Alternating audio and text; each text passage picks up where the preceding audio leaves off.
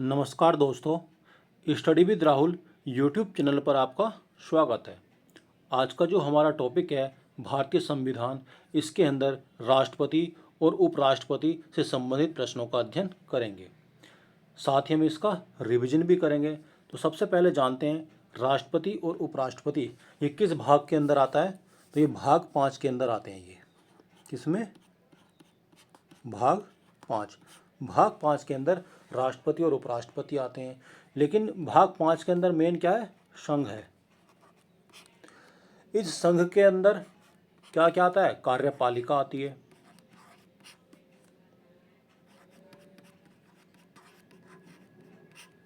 और क्या आता है? संसद आती है,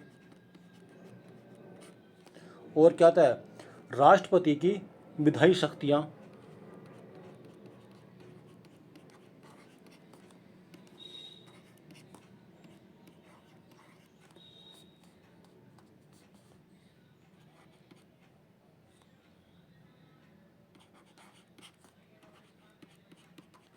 राष्ट्रपति की विधायी शक्तियां, सर्वोच्च न्यायालय, और क्या आता है? कैग आता है, नियंत्रक और महालेखा परीक्षक। जो संघ है इसका जो आर्टिकल है ये कहाँ से कहाँ तक का है? 52 से लेके 151 तक है। यानी भाग 5 के अंदर हमारा क्या आता है? संघ आता है। और संघ के जो अनुच्छेद हैं हमारे, ये कहाँ से कहाँ तक हैं? ये जो अनुच्छेद हैं 52 से लेके 151 तक हैं। इसके अंदर कार्यपालिका आता है, संसद आती है, राष्ट्रपति की विधायी शक्तियाँ, सुप्रीम कोर्ट, और कैग आता है, नियंत्रक और महालेखा परीक्षक। ये भाग 5 के अंदर आते हैं। अगर हम कार्यपालिका की बात करते हैं, इसका जो हमारे अनुच्छेद हैं ये 52 से लेके कहाँ तक हैं? ये 78 तक हो जाएंगे। कार्यपालिका की शक्तियाँ जो अनुच्छेद 52 से लेके 78 तक हैं। संसद ये 79 से लेके 122 तक के अनुच्छेद हैं इसके अंदर। राष्ट्रपति की जो विधायी शक्तियाँ यानी 123, जिसको अध्यादेश जारी करने की शक्ति के नाम से भी जाना जाता है। अगर हम सुप्रीम कोर्ट की बात करते हैं, 124 से लेके 147 तक के अनुच्छेद आते हैं इसके अंदर।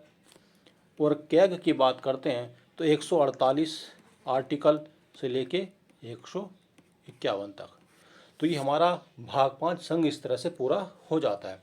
तो आज जो हम डिस्कस करेंगे, राष्ट्रपति और उपराष्ट्रपति से संबंधित 40 प्रश्नों का अध्ययन करेंगे, और इन्हीं प्रश्नों के माध्यम से आपकी क्लास को कंप्लीट कर दिया जाएगा। पहला प्रश्न है, भारत के राष्ट्रपति का उल्लेख संविधान के किस अनुच्छेद में है? तो ये अनुच्छेद क्या हो जाएगा हमारा? 52।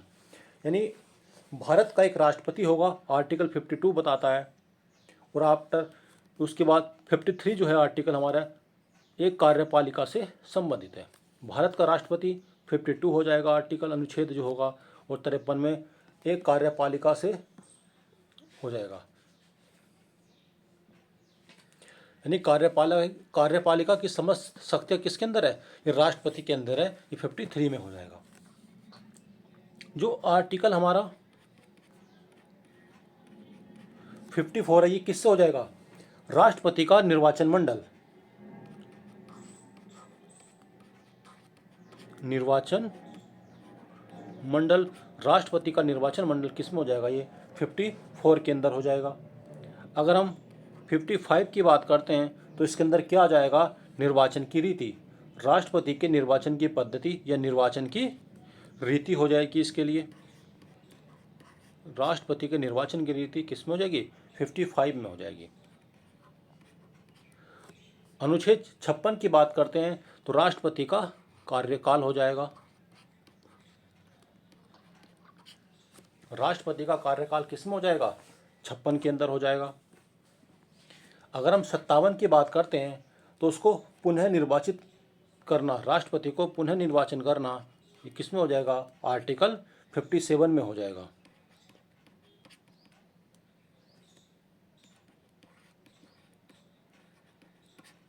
अगर हम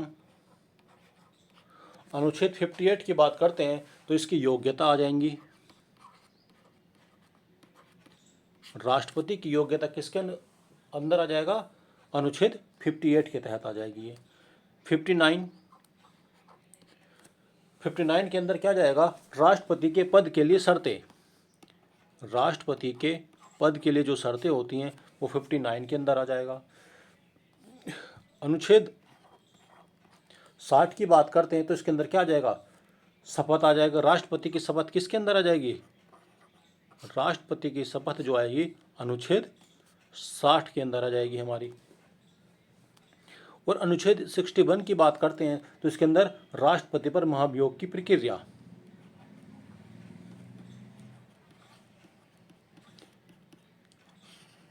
एक बार देख लेते हैं, राष्ट्रपति का जो हमारा पद होगा वो 52 में है। उसी कार्यपालिका शक्तियाँ राष्ट्रपति की ये 53 में हो जाएगा। राष्ट्रपति के निर्वाचन मंडल ये 54 में हो जाएगा। राष्ट्रपति के निर्वाचन की रीति ये अनुच्छेद 55 में हो जाएगा। राष्ट्रपति का जो कार्यकाल होता है ये अनुच्छेद 56 में हो जाएगा। राष्ट्रपति का अगर पुनः निर्वाचन करना है तो अनुच्छेद 57 में हो जाएगा। उसकी योग्यता 58 के अंदर हो जाएगी।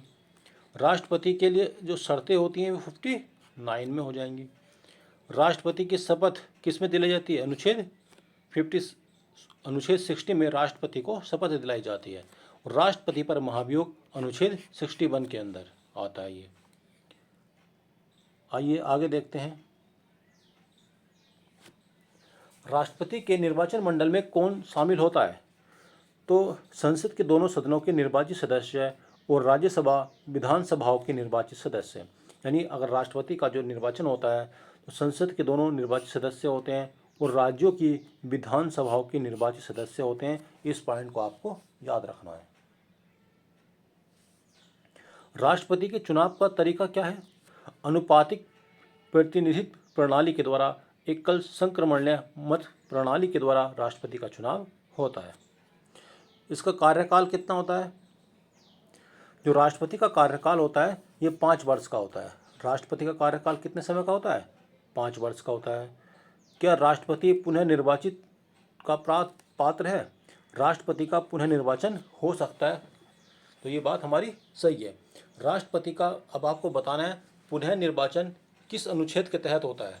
अभी मैंने बताया था राष्ट्रपति का जो पुनः निर्वाचन है किसके द्वारा होता है, तो ये 57 के अंदर हो जाएगा। आर्टिकल 57 के अंदर क्या होता है, हमारा पुनः निर्वाचन होता है। उसका कार्यकाल 56 के अंदर हो जाएगा। आर्टिकल 56 के अंदर हो जाएगा राष्ट्रपति का कार्यकाल हो जाएगा। 58 के अंदर क्या हो जाएगा, योग्यता हो जाएगा। राष्ट्रपति की योग्यता अनुच्छेद 58 के अंदर हो जाएगा। 59 के तहत क्या हो जाएगा, अनुच्छेद 59 के तहत क्या हो जाएगा, उसके राष्ट्रपति के पद के लिए शर्तें हो जाएंगी। और 60 में क्या हो जाएगा, अनुच्छेद 60 में शपथ हो जाएगा। और अनुच्छेद 61 में क्या हो जाएगा हमारा, ये बार बार आपको याद कर लेना है, उस पर महाभियोग की प्रक्रिया।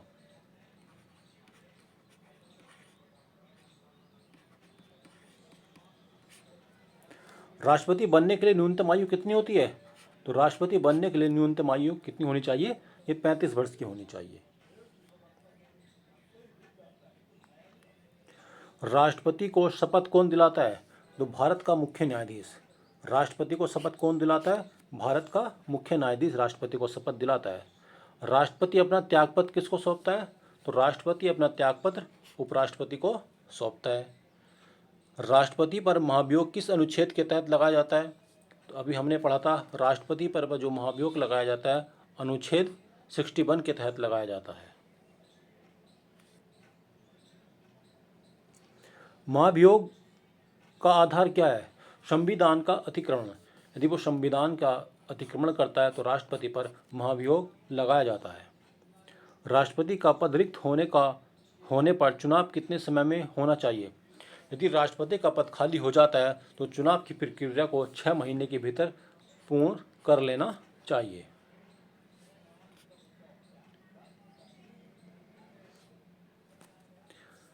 भारत के उपराष्ट्रपति का उल्लेख किस अनुच्छेद में है। यदि हम उपराष्ट्रपति की बात कर लेते हैं तो उपराष्ट्रपति का पद जो है ये अनुच्छेद 63 के तहत है। किस में हो जाएगा? 63 में हो जाएगा ये। अगर हम 64 की बात करते हैं तो सभापति हो जाएगा, राज्यसभा का पदेन सभापति अनुच्छेद 64 के तहत हो जाएगा ये।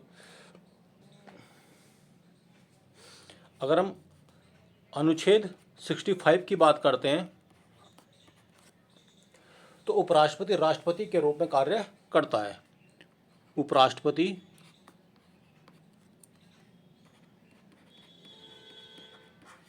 राष्ट्रपति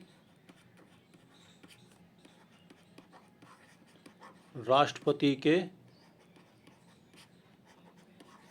रूप में कार्य करता है। देखिए 63 में भारत का एक उपराष्ट्रपति होगा, 64 में उपराष्ट्रपति राज्यसभा का पदेन सभापति होता है, 65 की बात करते हैं तो उपराष्ट्रपति राष्ट्रपति के रूप में कार्य करता है। अगर हम 66 की बात करते हैं, आर्टिकल 66 की बात करेंगे तो इसके अंदर उपराष्ट्रपति का निर्वाचन मंडल, उप राष्ट्रपति का निर्वाचन मंडल,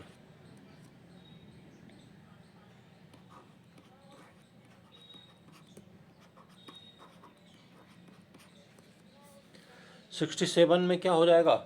आर्टिकल जो हमारा 67 है, उपराष्ट्रपति का जो कार्यकाल होता है उसका कितने समय का कार्यकाल होता है,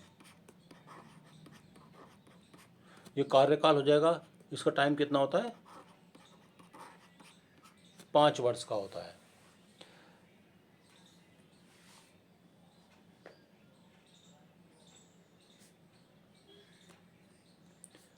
सिक्सटी एट में क्या हो जाएगा? उपराष्ट्रपति के पद को भरने के लिए जो निर्वाचन का समय होता है,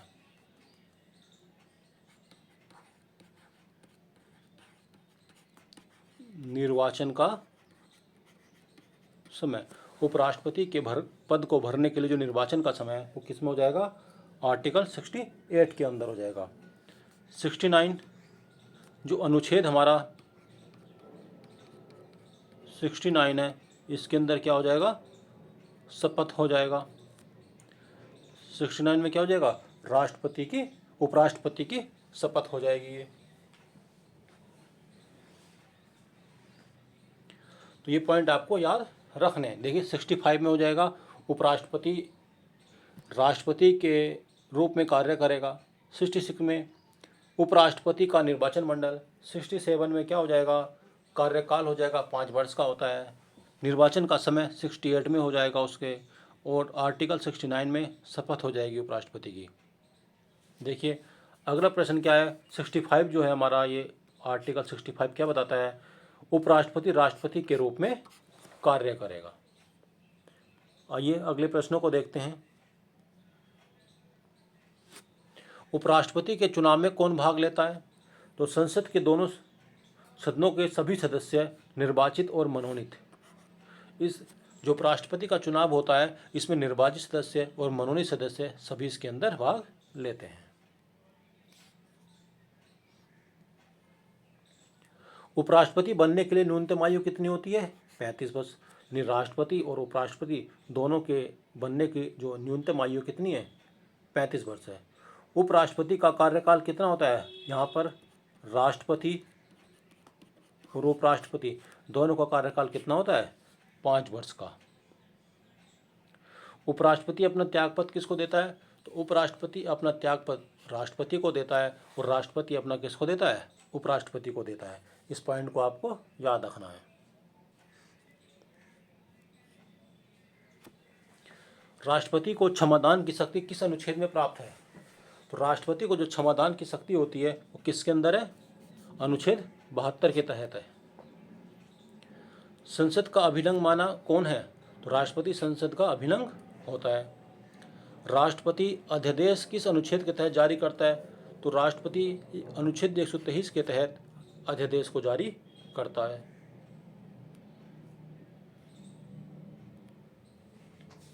राष्ट्रपति को कौन सलाह देता है? तो प्रधानमंत्री के नेतृत्व वाली मंत्रिपरिषद। राष्ट्रपति को कौन सलाह देता है? मंत्रिपरिषद। किस अनुच्छेद के तहत? तो अनुच्छेद 74 हो जाएगा। नहीं, राष्ट्रपति को सलाह देने के लिए एक मंत्रिपरिषद होती है और इसका जो प्रावधान किया गया है अनुच्छेद 74 के तहत किया गया है। क्या राष्ट्रपति तीनों सेनाओं का सर्वोच्च कमांडर होता है? तो ये बात हमारी बिल्कुल सही है। हाँ, राष्ट्रपति तीनों सेनाओं का सर्वोच्च कमांडर होता है।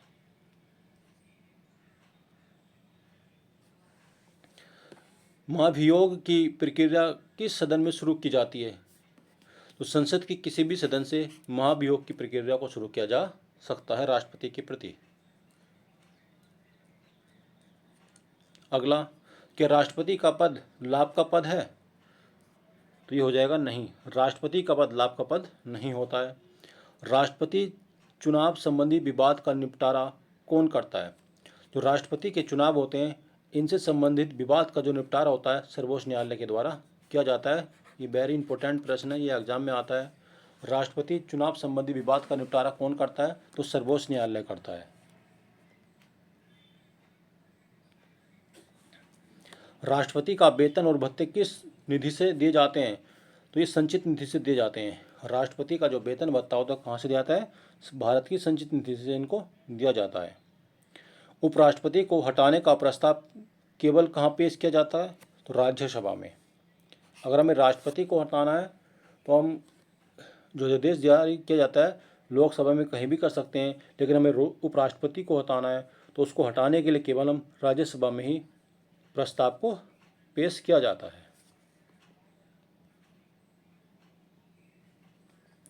राष्ट्रपति के चुनाव में कौन भाग नहीं लेता है ये हमें बताना है। तो हमने अभी बताया था आपको, एक मनोनीत सदस्य ये भाग नहीं लेते हैं और राज्य विधान परिषद के जो सदस्य हैं ये राष्ट्रपति के चुनाव में भाग नहीं लेते हैं। कुछ और इम्पोर्टेंट प्रश्न मैं आपको बता देता हूँ। राष्ट्रपति को जो क्षमादान की शक्ति होती है ये किस के तहत है? आर्टिकल 72 के तहत राष्ट्रपति क्षमादान की शक्ति उसको प्राप्त होती है। अगर हम 74 आर्टिकल की बात करते हैं, आर्टिकल 74, राष्ट्रपति की सहायता हेतु एक मंत्री परिषद होगी।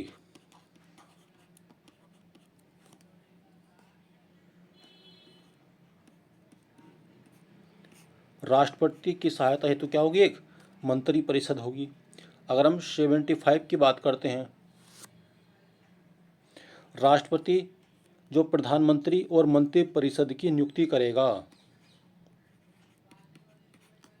प्रधानमंत्री व प्रधानमंत्री की सलाह पर अन्य मंत्रियों की भी नियुक्ति करेगा।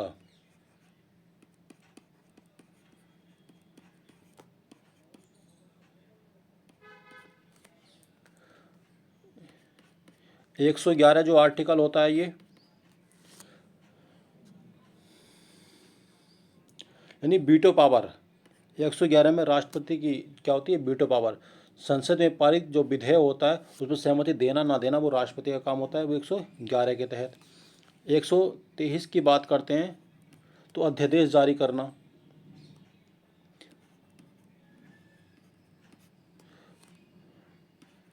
राष्ट्रपति 123 के तहत क्या कर सकता है? अनुच्छेद आर्टिकल 123 के तहत अध्यादेश को जारी कर सकता है। 143 जो आर्टिकल होता है, आर्टिकल 143, इसके तहत क्या वर्णन किया गया? राष्ट्रपति द्वारा सर्वोच्च न्यायालय से सलाह लेना। यानी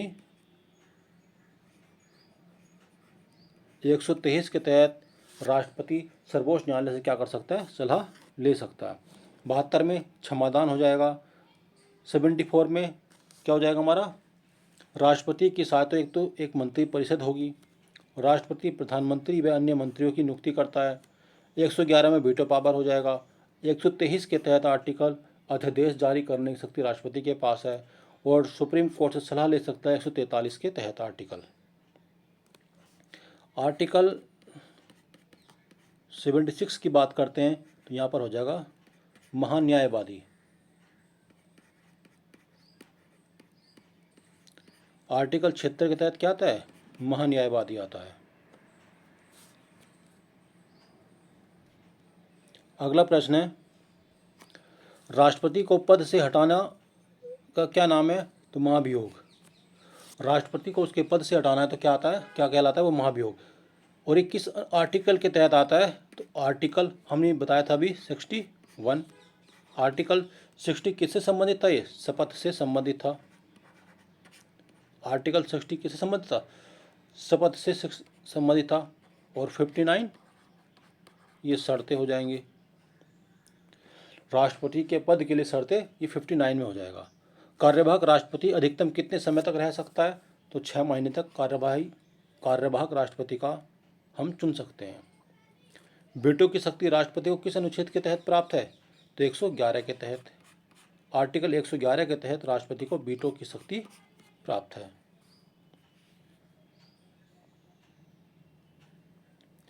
भारत के प्रथम राष्ट्रपति कौन थे, तो डॉक्टर राजेंद्र प्रसाद भारत के प्रथम राष्ट्रपति थे। ये दोनों सदनों की संयुक्त बैठक राष्ट्रपति किस आर्टिकल के तहत बुलाता है, तो आर्टिकल 108 के तहत राष्ट्रपति दोनों सदनों की संयुक्त बैठक को बुला सकता है। किसके तहत, अनुच्छेद 108 के तहत।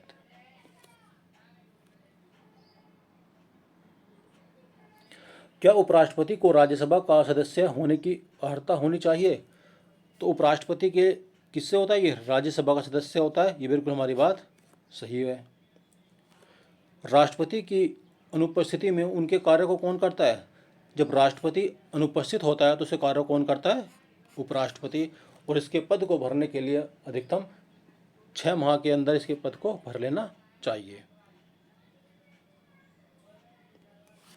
अगला प्रश्न है, उपराष्ट्रपति के पद की रिक्ति को कितने समय में भरना अनिवार्य है, तो उपराष्ट्रपति के पद को यथाशीघ्र और राष्ट्रपति के पद को भरने के लिए 6 माह, और उपराष्ट्रपति के पद के लिए यथाशीघ्र। राष्ट्रपति को शपथ किस अनुच्छेद के तहत दी जाती है, तो राष्ट्रपति को जो अनुच्छेद 60 है इसके तहत शपथ उसको दिलाई जाती है। क्लास, यदि यह वीडियो आपको पसंद आती है तो वीडियो को लाइक कीजिए, सब्सक्राइब कीजिए और शेयर कीजिए, ताकि आप इस तरह की वीडियो और भी देख सकें।